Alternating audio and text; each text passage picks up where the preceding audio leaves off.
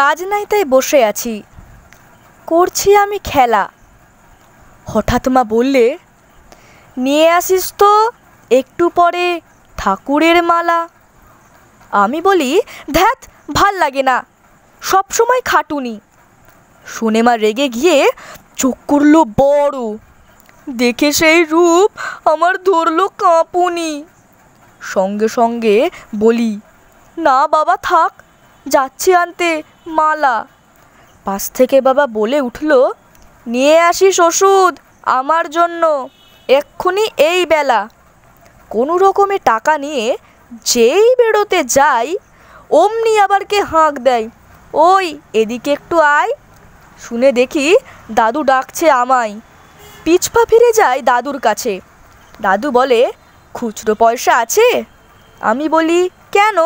দাদু বলে, আমার জন্য বিড়ির প্যাকেট নিয়ে আসিস যেন।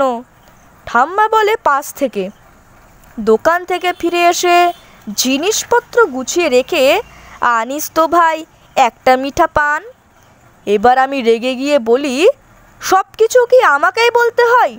বাবাকে কেন বলো না, তাহলেই তো হয়। তো এক কথা ছেড়ে দিয়ে মুদিখানা যাই এবং ভাবতে থাকি যে আমার কপালে খেলা কখনোই নাই। নমস্কার।